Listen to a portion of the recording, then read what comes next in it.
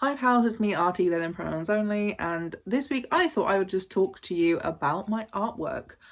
For once, hi guys. I wanted to talk to you about my art, where it comes from, how it's made, why I choose to work in this way, and what it means to me. I thought it would just be easy to go with just going piece by piece, like particular type of pieces, and explain them as much as possible. So I'll start with my log slices, wall hanging, home decor pieces. I find these really hard to name. I don't know what to call them, you know. If you've got any suggestions, let me know in the comments. The log slices are kind of a collaborative piece of work. My granddad cuts and sands and prepares the actual log slices for me to paint. This idea initially started with one of my upcycled home decor signs, where I was experimenting with painting in a more abstract, plant-esque, patterned way, where I mix those different methods together by using only paints that I already own and mixing colours with the paints that I have had for God knows how many years. I thought this technique would look really well with, and also look really good on round slices of wood, as the patterns and the painting techniques would also complement the wood's original rings. After my granddad prepares these for me, I basically just get to painting. I like the log slices to have some of its original wood ring patterns on them to shine through my own painting. So I do not work with a base coat at all. I often pre-mix a selection of colours that I plan to use, and will usually start with one colour to create a selection of patterns or shapes or lines. Sometimes wait for it to dry, sometimes I don't need to, and then do the same thing with another colour and just kind of keep repeating until I get the end result. Obviously as well, I do dip back into colours I've already used. Sometimes the paint can dry a little bit weird, so I have to cover it up with another colour, or I just I feel like some sections are maybe too dark or too light, so I then add something of the opposite to kind of balance it out a little bit more. So yeah, that just kind of continues until I'm happy with the end result. I have done a handful of these designs as well that include some collaged words, but I like to vary what I use and experiment with different materials and different techniques and different tools, because I've used quite a few different paint brushes for this process to find brushes that I like the most to use. After I'm done with the actual painting, I will then use a sealant, and I will also seal it probably with multiple layers. My mum and my granddad then have also taught me how to use the drill so that I can drill a small hole into the edge of my log slices to then insert a hook screw so that they can be hung by, you know, a piece of string, yarn, ribbon, you know, whatever really. I obviously supply those, but you can change them out if you prefer something you already own. This part can actually be the most difficult, because if you don't drill a big enough hole for the hook screws, trying to insert the screw can start splitting the wood or cracking the wood. So luckily I've avoided them fully splitting, because they do start showing signs early and I go very slowly. It can be very difficult to insert the hook screws, particularly as they're small, and particularly the more I've done it, my hands hurt, so it can take a while. But you can kind of hear and see when they start to split. So I usually say, stop, reverse,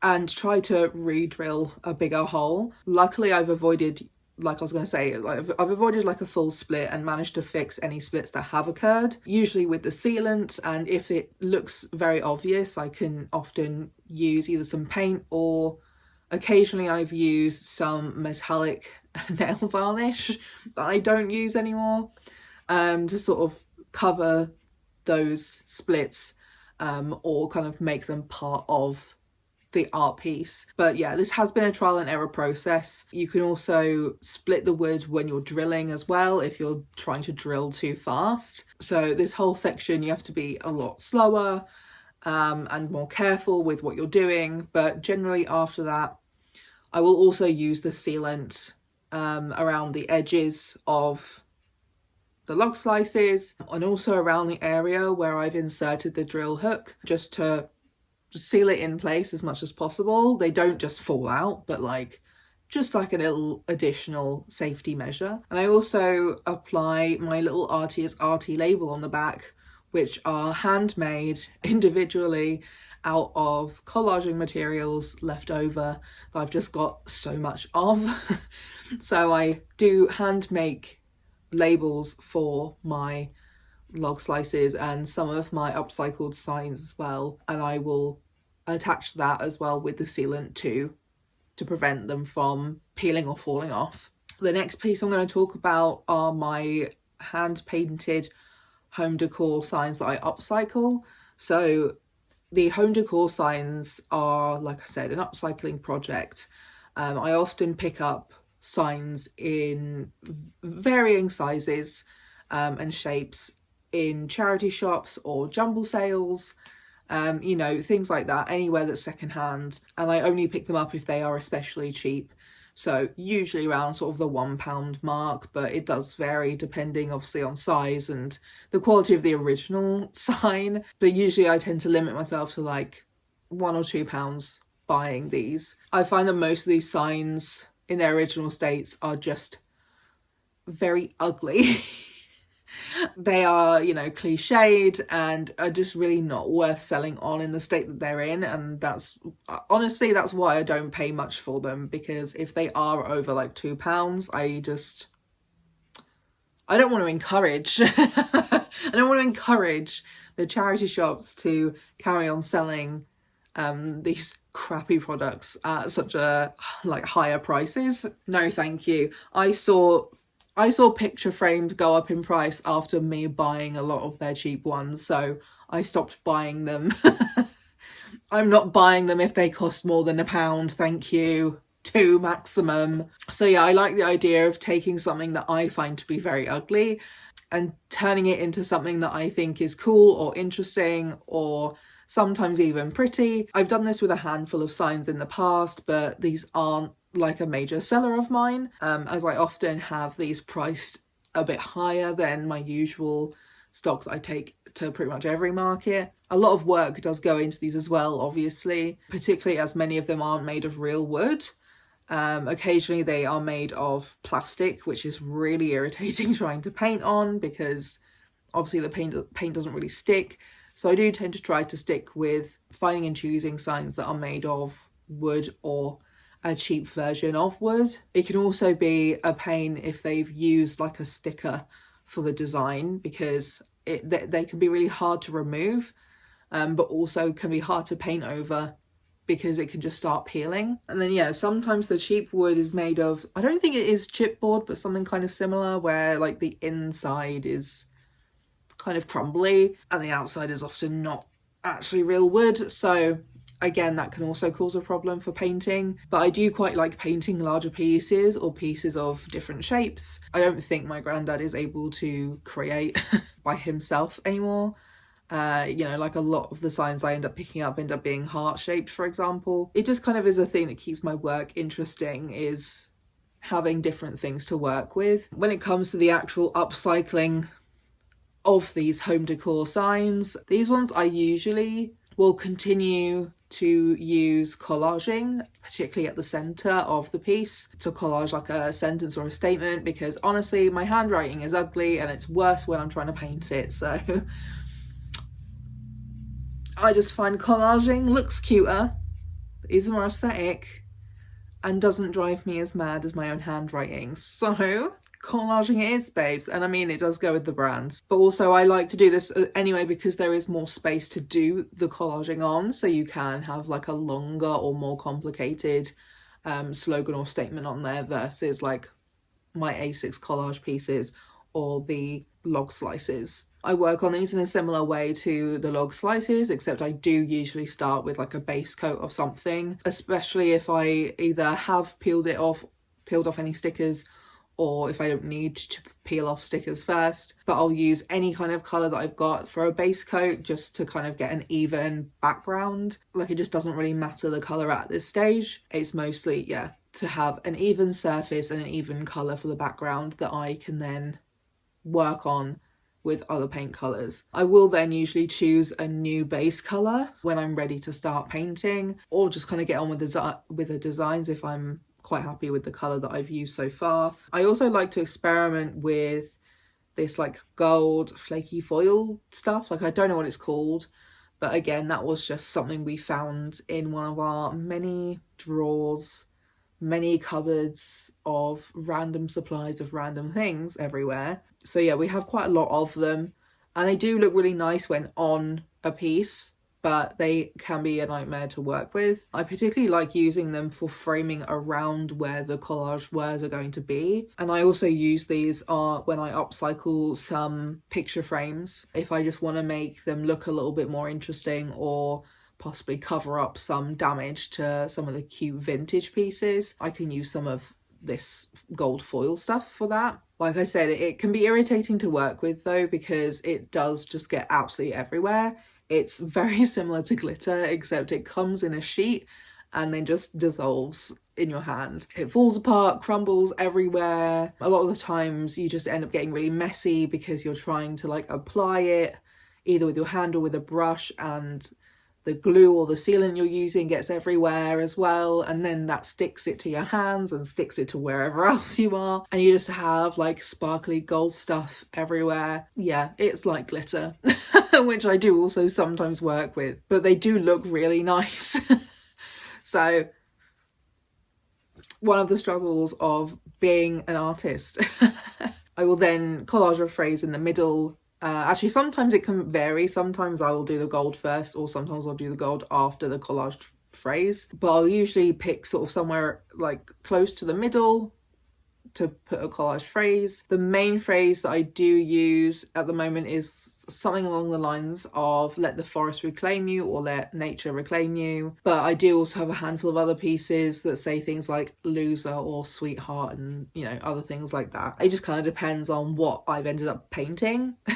My process varies in what order it kind of works in. Sometimes I'll have an idea for a phrase and even have all like the letters picked out, so like a colour scheme ready, and then I'll work on the painting. But a lot of the times I paint first and then work on a phrase and choose the colours of the letters afterwards. But a lot of the time these pieces of like home decor items already have their own means of hanging, so a lot of the times I don't really have to do much, if anything, to make it actually usable, easy to hang. But occasionally I will pick up pieces that either have like really ratty string, or the hanger on the back is a little bit of one of those weird ones that's very flat. So occasionally I may have to drill some holes or staple with a stapler gun some string or ribbon, or you know, same as the log slices, whatever means of hanging that I've got with me, to give it a better means of being hung up and displayed. And then yeah, the final piece to this really is just using the sealant again to seal all of the gold sheet flakes and all of the paint, and then attaching labels to the back. My next pieces I'll talk about are the ones that kind of started everything, which are my collage art pieces and also the matching stickers. My collage pieces were, like I said, the art pieces that kind of started all of this. I hadn't participated really in much physical art making of any kind for a very long time. I would still occasionally like do line drawing in notebooks and stuff, but generally I'd stopped doing anything like that, like painting or drawing or like just any of those sorts of things. You know, I'd gone to university for creative writing, and before that I spent most of my late childhood and teenage years in performing arts. I didn't have the time except when I had to make props.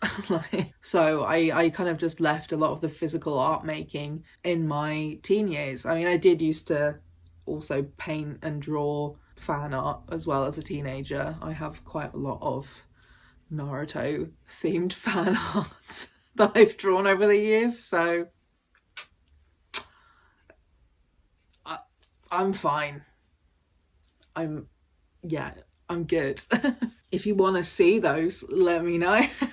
So yeah, the collaging in this way started in sort of those early months of the pandemic when we were still in a lot of lockdowns. Most people were having house clear outs during this time, and my family were the same. I did a lot of clearing out of like old toys of mine. I sold loads of things on Vinted, and my family were doing the same with their sections of storage, and they still are. We still have a lot to go through. We have a lot to go through. We've been doing it since 2025 and we're still not done, babe. So yeah, my grandparents, my gran in particular, were doing home clear outs, and she was going through all of the photo albums she had and was deciding which photos she actually wanted to keep and which ones she didn't. So the photos that I use for my work, the majority of them are my own family's photographs, but mainly they especially started with my great-grandparents' photographs from when they've travelled around Europe and around the UK between the early 80s and maybe 2005. I did get to grow up with them and I did live with them for a period of time. They used to travel a lot in their later life, but not so much in my conscious life with them. But they would be traveling to places like Italy, Switzerland, through France, and like I said, occasionally other places in Europe and around the UK. So a lot of those original photographs I'm still using as well are of these areas in these times, taken by my great-grandparents. I looked through these photos thinking, like, I just think that they look really cool and just look really nice, and honestly some of them I would like to just have framed and put on display in my own home, but there were so many there were so many of them, and they have just such a really nice and hard to recreate vintage look and feel to them because they literally are vintage. I think my great-granddad was the one who took the majority of the photos, and I think that he had the eye. I think he had the eye of a photographer, but he did it more as like a hobby, which slay. Imagine just doing art as a hobby for once. What's that like? I think my great-granddad kind of had the photographer eye, which is what makes these photos look so good. It's not just the location or the quality of the photo and being vintage, but also just how he has lined up those shots as well. Obviously they're not all great and not all perfect, but I do think he just innately knew how to frame things. And I mean, I did briefly study a little bit of photography both at GCSE and A-level. During the GCSE years I was doing a diploma, which I did multiple different artistic forms, methods, whatever. Like we did physical performance, so like dancing, things like that. We did acting performances. I think we did a bit of singing briefly. I think we did some music, but like I was never great with the music stuff because I can't play any instruments. I'm not great at making up a tune and I get really self-conscious singing in front of people. And then we did a lot of variety of art stuff. And okay, so it's called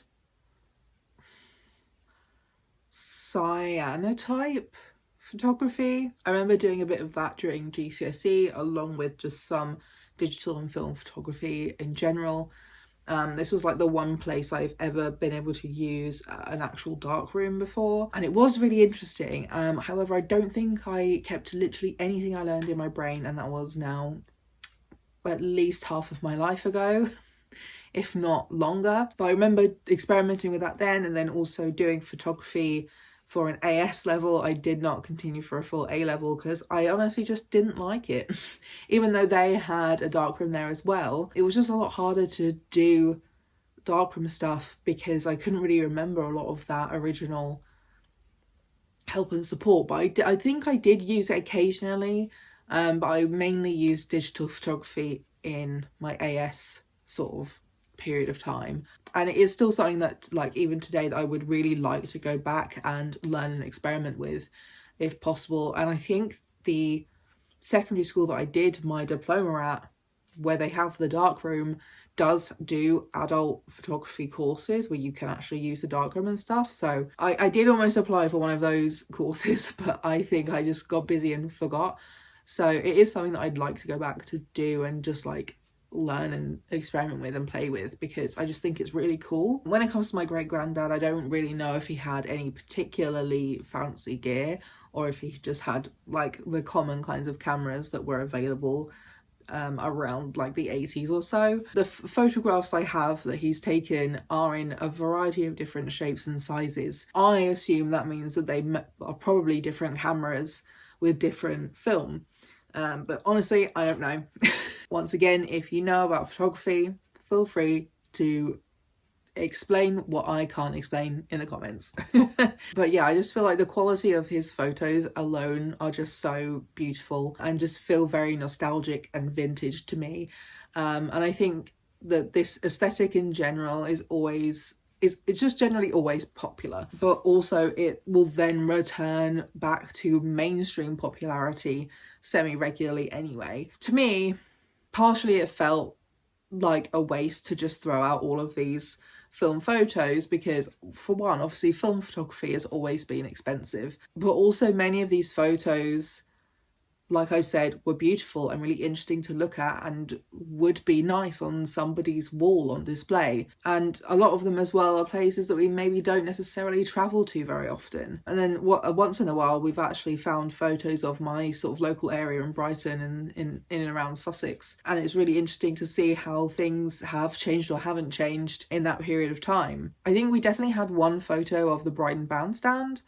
I'm not sure how old it was, and I didn't use it for any of my pieces because I'm not sure if like I would quite like to donate it to like an archive for like just generally Brighton. You know, I think archiving things is important for us to look back on and remember and keep learning the lessons that we're supposed to learn rather than forgetting about them. But then, you know, as well, some of the photos were bad. Some of them are really blurry, some of them, you know, are photos of people and they might be pulling a face, or like sometimes there's a stranger just looking right into the camera. And I still feel a lot of these dodgy or bad photographs are still good or could be good with a little bit of collaging on them. Also there's ones with like a finger in the corner. So that's just kind of where it all started. I just had a ton of collaging materials as well, because my granddad has connections with the corner shop. He gets like old magazines for free because they are no longer in date and haven't been bought up. And then, you know, there was just a lot of time during that period of those lockdowns. Everyone had kind of slowed down. So I initially just made a lot of them for fun and for self-expression. My first project was a digital zine that is still available on my Coffee page if you do want to buy the digital version. I still would like to try and get it printed and have it available for sale with me at markets, or a physical version available for you to buy online, or to be able to stock them in shops around the UK. But I hate trying to work out how to use print shops, like print things. Mixam is so confusing. So if there's anybody with tips, tricks, ideas, helpful information, because I don't understand file sizes, file types, file name, like I don't know. I don't understand. I don't understand. I don't understand, bitch. Don't understand, bitch. Don't understand, bitch. So yeah, again, if you have any helpful tips or information, let me know in the comments, because my god, I am overwhelmed. I'm so overwhelmed so easily by anxiety. I really feel like being off ADHD meds makes me more musically stimmy. Like I'm definitely doing this more. Yeah, I would highly benefit from somebody's help and guidance through this process. What I'm supposed to do. Like, yeah, actually putting them all together on one of these print websites. Thanks, really appreciate it.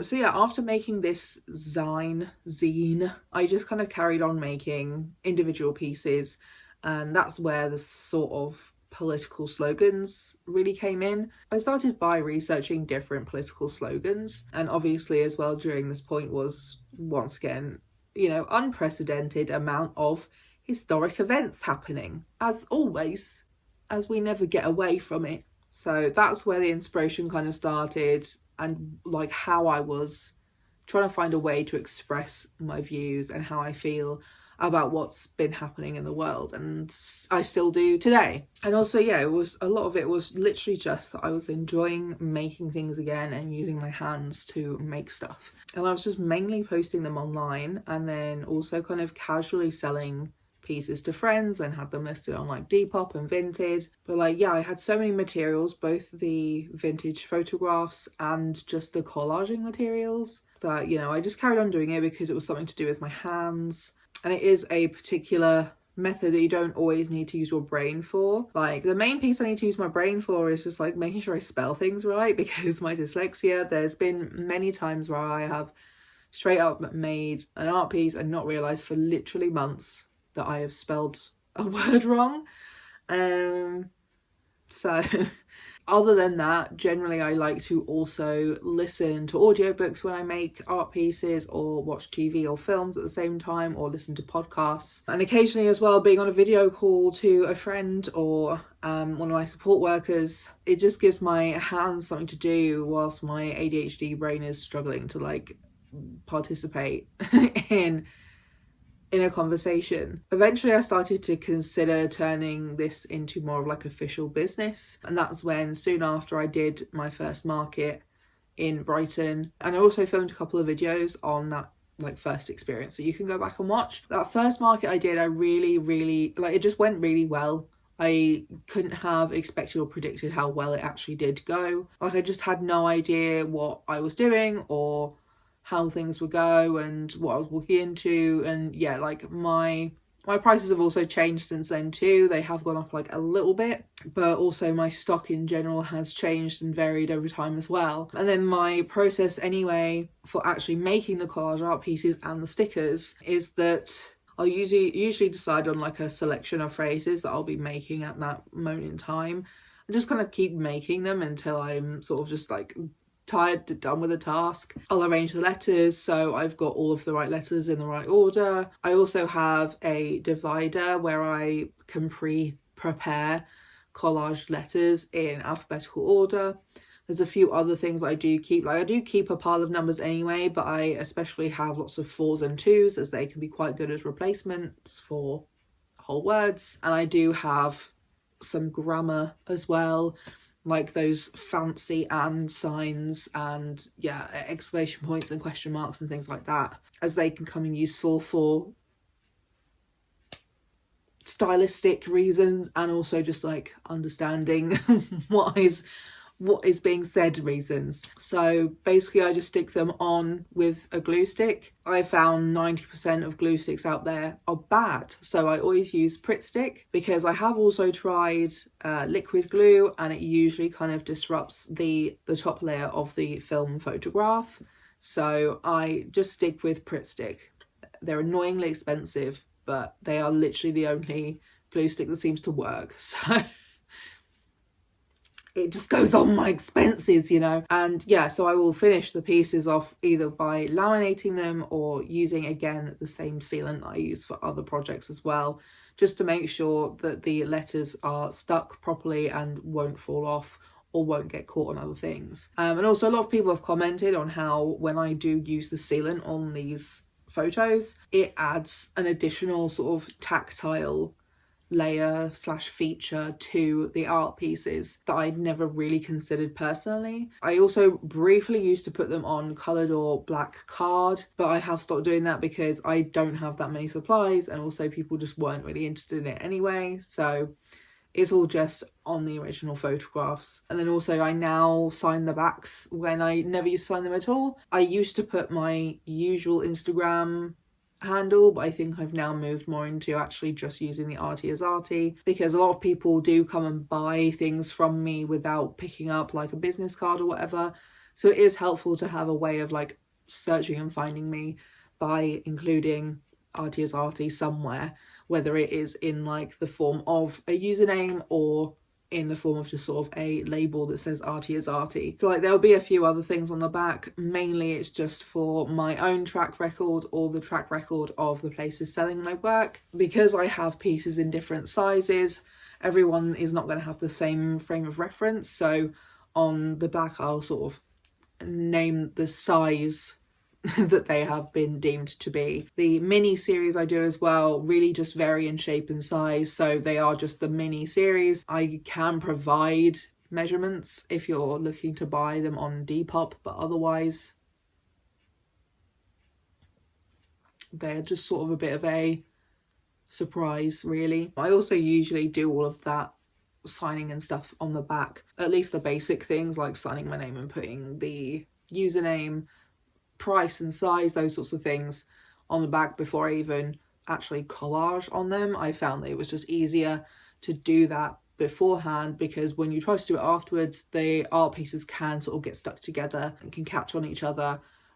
So I have started doing a lot of the writing on the back beforehand. And also when it comes to my stickers, again, very similar. Like, I often will just try to choose pieces that I like the look of and think would fit in like the right kind of shape or square. But occasionally I do have to sort of background remove, so I can use the phrase of one particular art piece but move it into a better position, or use just a different background in general. I haven't done this with many of my stickers because currently I use the free version of that, which doesn't give you the best quality of a removed background like image.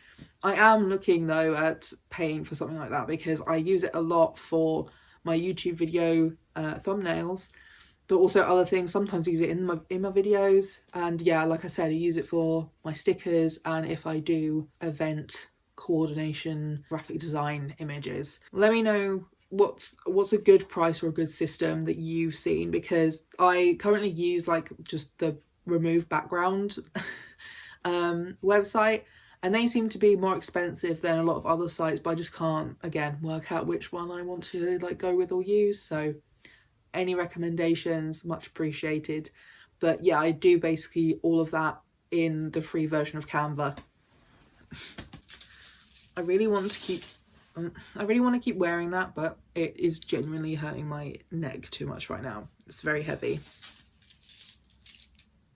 Next, I will talk about the plaited pet/fidget toys that I make. So they started as plaited pet toys because I basically tried painting on items of clothing, but they didn't really sell because obviously there's not a lot of variation when I was using that as a means of sort of upcycling old t-shirts that were still wearable. So yeah, like I've got a lot of old t-shirts. Some of them are literally just not reusable at all. And I don't think we have a great system in the UK at all when it comes to recycling fabrics. What do you do with fabrics that are literally like unusable, unwearable? Like if you don't need any more cleaning cloths or makeup wipes or anything for painting or, you know, things like that, what do you do with it? Because when you recycle it, it just goes to landfill or goes to a different country. So this was kind of my way of at least trying to extend the life of this fabric that is just unusable, but is in bright colours or just all blacks and whatever. And yeah, I just had a lot of this fabric, and I still do, honestly, that's taking up a lot of space in my cupboard. It's in a very large box. I have been slowly making my way through that. But yeah, I just had so much stock at one point that I just had to stop making stock. But again, it was sort of one of the creative methods that I started because they were just really good to keep my hands busy when I was watching TV or something like that in the evenings.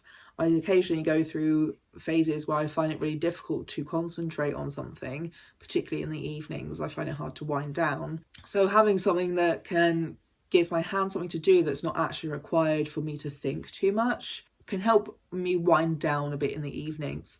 So a lot of it was genuinely just for my own self-enjoyment, plaiting these bits of fabric. So yeah, initially they were like quite large dog pull toys, and they have varied in size and kind of gotten smaller overall. I've made some really small ones and some really long ones that I thought, hey, actually they could be good for cats, you know, like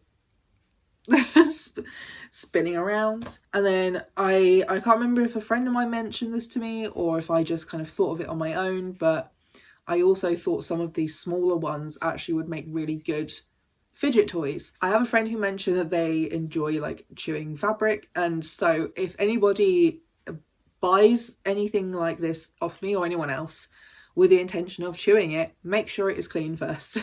if you buy any of the pieces off of me, just make sure you give it a wash first at least. And I would recommend hand washing over machine washing. Like, I cannot guarantee it will stay in one piece if you put it in the washing machine. But yeah, I have seen a lot of people actually really enjoy using them. Like when I was at the Neuromancers event, quite a lot of people bought a few of those off of me, including the person next to me, Jade, from the VPD collective in Bristol.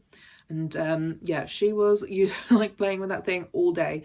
I made a joke that I should have recorded her doing that so that I could post it on my Instagram and on here, I suppose, to sort of illustrate how helpful they can be for just giving your hand something to do. However, the main issues for me with actually making them is that tiny scraps or like splinters of material will just come off everywhere constantly. So it does make a really big mess overall. That part sucks, but also having to cut the fabrics, I find using scissors a lot really difficult because of my Takayasu's arm. Go watch that video. And especially if the fabric is thick or not very easy to just like, you know, skate through to cut them. Yeah, like it's not my favourite to prepare the materials for. But I mean, now I'm a lot lower on my stock. I may have to start making them again mindlessly in the evenings, but there's no particular rush to do that. It is something I'll have to think about. I do have the materials for it, so it's just the actual doing of it. And then when it comes to my patches, these again are also made with bits of fabric, but they are in much better condition than a lot of the fabrics I use for the plaited pet/fidget toys. Originally I was painting, like I said, painting t-shirts or shirts, but they weren't particularly popular, so I stopped doing that. But I had this fabric paint from my great granddad. Once again, this man just has a bunch of stuff that we still had.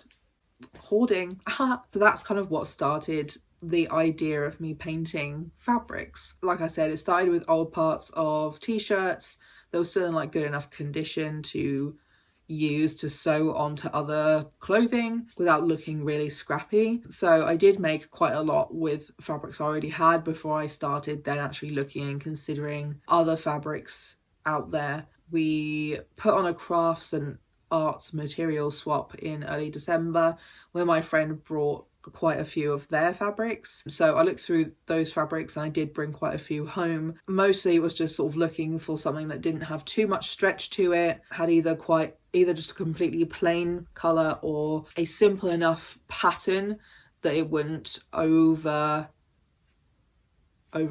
the actual words or symbols I was painting on the fabrics. I also did find some very cheap fabric in a charity shop as well. Making and painting patches can take quite a while, unfortunately, because obviously you've got to sort of know what the design is, make sure that you're positioning it well, because I always accidentally position the words too close to like the bottom. So a lot of my patches are probably not the best spacing wise, and when you do paint you've got to wait for it to dry, and you've also got to kind of seal it by ironing them, washing them, that sort of thing. And also you've got to cut the fabrics too, and taking all of the photos of all of these patches that also includes measurements. So they do just take quite a lot of time. I like to keep them looking kind of DIY looking, like they're not meant to be perfect patches, they're just kind of meant to be, again, political statements in a lot of ways. So I think it's just fun to turn similar statements that I make in my other art pieces into things that you can actually wear. And also when you wash these fabrics when they're separate, they often curl at the edges, which can be a pain to take photos of them then. I also received new paints from my family at Christmas. There was quite a selection of colours, but they are quite like, not necessarily watery, but like quite thin compared to the ones that my great granddad had. So I'm not really sure how well or easily I'll be using a lot of those colours. So I've mainly just been using the black for now. Whilst I get used to just the type of paint being different and how it stays on the fabric. And obviously as well, dyslexia, I've got to make sure I'm spelling words correctly. I have screwed up a few patches because of that. And yeah, the only other thing that I haven't really discussed and didn't really make notes on either, because I don't really make them often, but occasionally I make paintings I also use glitter in that are usually of hands. I've only, I think, made 2 of them that I've sold, and I have recently made another one, but I haven't decided if I'm finished with that yet or not. They're just like more complex pieces that I would like the time and actually a dedicated space to make them in, but they are really messy and they do take a lot of time, so it's just not something I can really dedicate time and space to doing very often. And the amount of times I have made things and there's just literally glitter everywhere for the rest of my life, I would just rather not do that to myself right now, you know? So yeah, that is pretty much just me talking about my different pieces of artwork, what I do, how I make them, and a little bit about my process. If there's any other questions that you have, let me know. I'm happy to talk about art things. Like I've said, there's a few things I would like some help with as well. So if you have the answers, let me know. I need those answers, thank you. I need help. But I've been sat here for ages because there's so much to say. Pissed. So I am gonna go now. But yeah, I just wanted to make a video sharing more about my art and my art practice. Art practice. Fancy artist words. And yeah, you can find my artwork for sale on my Depop, or you can buy things directly through me on my Instagram, my art Instagram. I don't have any platted pet toys listed anywhere at the moment, so if you want any, DM me on Instagram and we can sort it out. I am happy to sell them in bundles or sell them with other things that you're buying, but they are just a bit of a pain to sell online otherwise. So I mainly take them with me to markets, or yeah, they get sold in bundles with other stuff. Any questions as well, you can DM me on Depop or Instagram. Either is fine. If you'd like to support my artwork but don't have the funds to buy anything from me, interacting on both of those platforms actually is really helpful. Apparently liking and saving listings on Depop, because there's an algorithm. There's an algorithm on Depop, so if you like my listings or save my listings, those listings and my listings generally stay in circulation more. But yeah, so the same sort of thing for my Instagram. You can like, comment, share those posts, all that sort of thing, and it does help. And let me know if there are any shops near you that you think would stock work like mine. I always love receiving recommendations for shops to look into for stocking my work, as well as any markets or other like festivals or events. And yeah, also just help me with some of those other things I've been talking about that I need, like tools. I need help with the tools. Spending money hurts my brain. Oh, also, right before I go, I managed to get my stupid stamps to work again. Like, basically, having this big old handle means that your stamps don't get stamped properly. So my granddad got his friend to cut off the whole handle, and they are flat stamps now, and they actually work. And I now have little paper market bags with my business name and my little logo on. I didn't have to spend any more money for once, because those stamps were like 70 something quid, including ink and like a stamp cleaner. Your stamp should work. Thank you. That's also a fun update. So buying anything from me, you get at least a little green striped bag, but I will try to have them all stamped as well. But yeah, that is my video for this week, and I will see you next week. Bye.